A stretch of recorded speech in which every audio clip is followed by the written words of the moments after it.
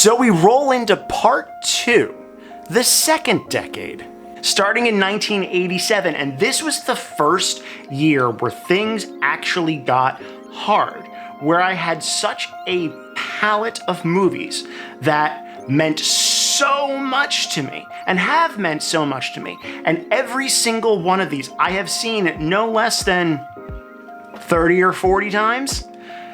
It's a pretty good year.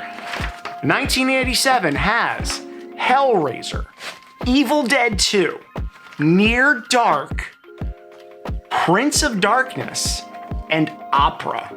Now, out of all of those movies, I gotta give it to Hellraiser, which is, I mean, talk about a Sophie's Choice right now. I mean, we've got 5 great movies out of 1987, which I think might be my favorite year for horror ever.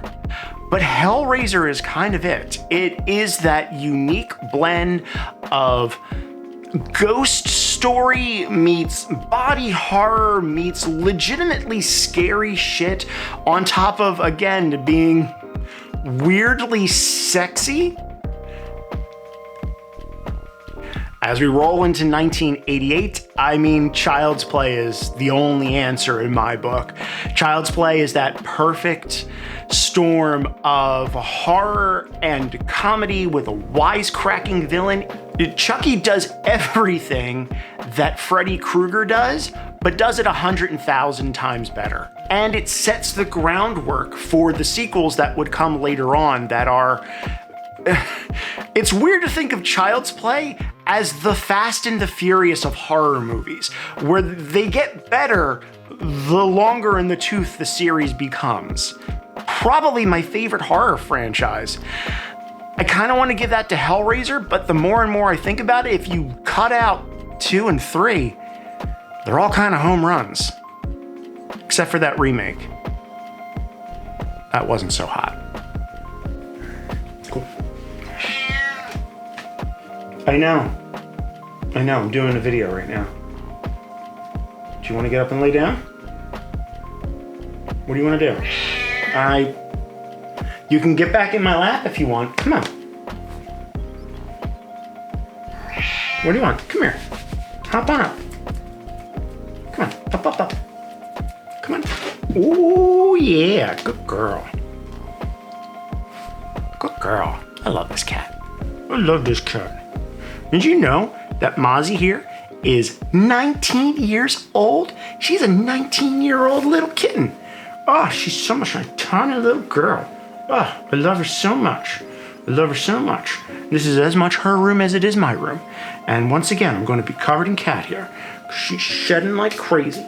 Still getting rid of her winter coat. Oh, pretty girl.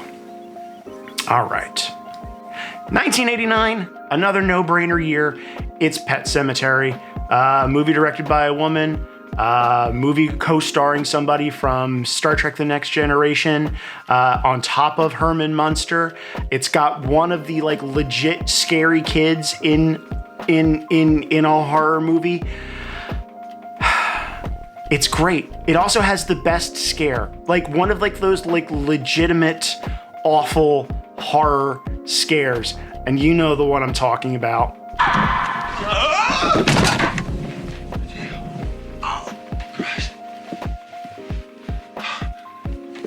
Oh man, it gets me every time I see it. How many times have I been afraid of actually doing that myself in real life? Oh. 1990 gives us Jacob's Ladder. Any movie that inspires one of the greatest horror games of all time, that being Silent Hill. I gotta give it its due, its props. This movie is legitimately unsettling. This movie, you know, is maybe the first like big twist ending that I've ever seen. And again, another one of those movies that like, I probably shouldn't have seen this movie when I was a kid. I mean, 1990, yeah, I would have been 12, but at the same time, it's just like, not the kind of movie you really want to show to a 12-year-old. But I also have one of those weird things where in my head, I tie this together with The Serpent and the Rainbow. I don't know why. I really don't know why I do that. 1991, we've got Popcorn. Popcorn is, I think it's the first real postmodern horror movie. We had Fade to Black at this point, but I feel like Popcorn plays a lot more with the genre than Fade to Black ever did. Fade to Black seems to be more of like a love letter. Popcorn more is of a postmodern look at why we like horror so much, as well as commenting on it at the same exact time especially through all the kills.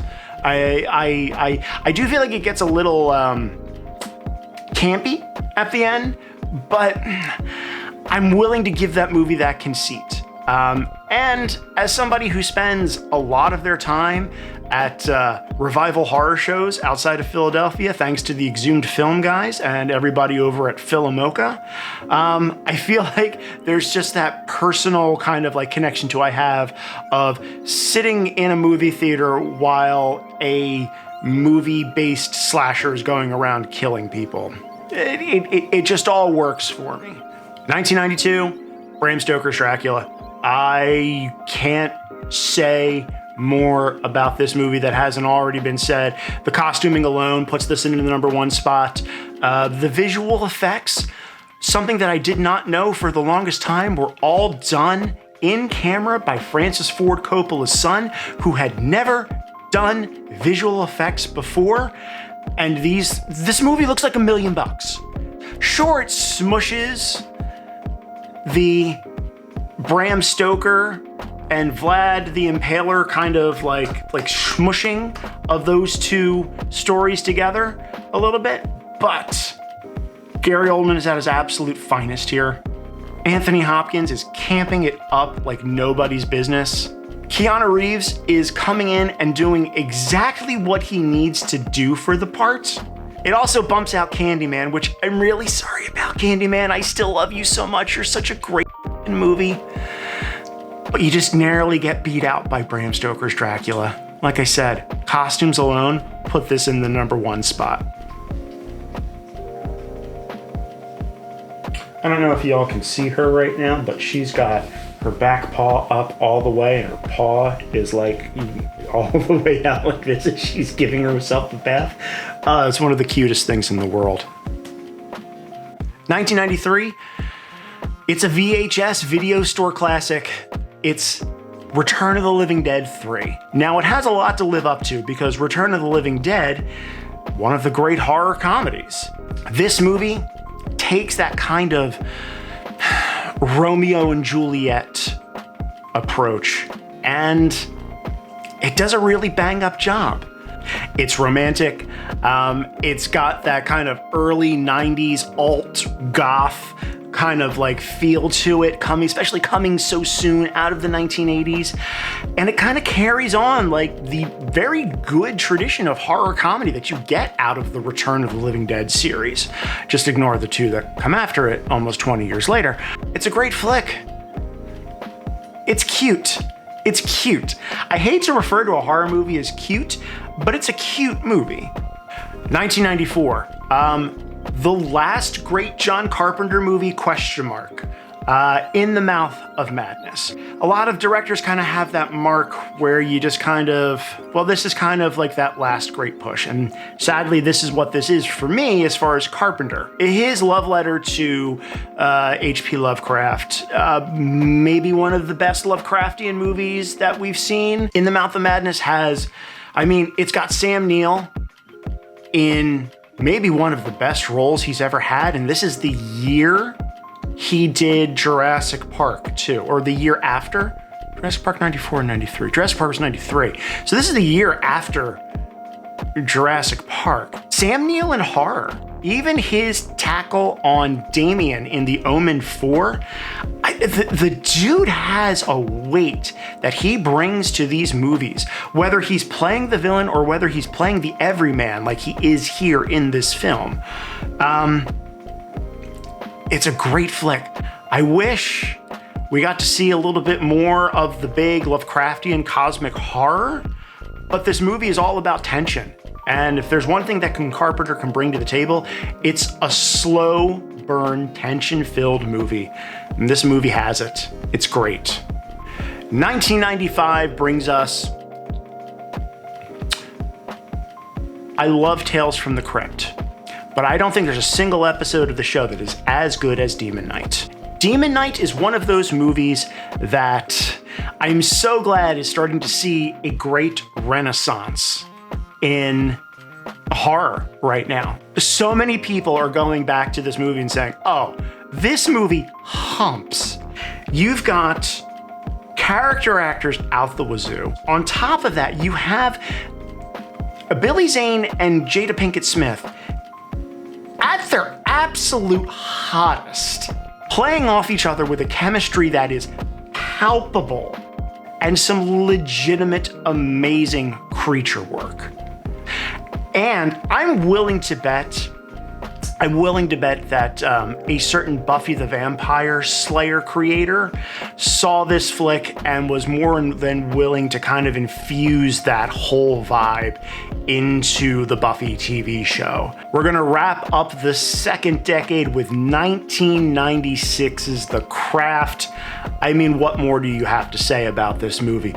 This movie is it. This, to me, is the peak of alternative goth 1990s superiority. It is like if you took teen movies of the 1980s, horror movies of the 1980s, music, soundtracks, like that alone. I mean, this movie combines so many different elements and captures so many different people right at the moment where their careers were about to break, and you could see in that movie, like, oh, this person's a star, this person's a star, this person's a star, this person's, everybody in that movie goes on to great things after this flick.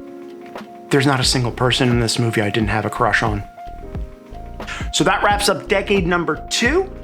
To cover everything, 1987 with Hellraiser, 1988 with Child's Play, 1989 with Pet Sematary, 1990's Jacob's Ladder, 1991 gets Popcorn, 1992 comes in strong with Bram Stoker's Dracula, 1993 gives us Return of the Living Dead Part 3, 1994 with John Carpenter's In the Mouth of Madness, 1995 with Tales from the Crypt presents Demon Knight, and 1996's The Craft. That rounds out the second decade of horror movies from my life. Well, hello everybody, it's Ace in the future, editing this video currently and realizing how much it really got away from me as I was talking.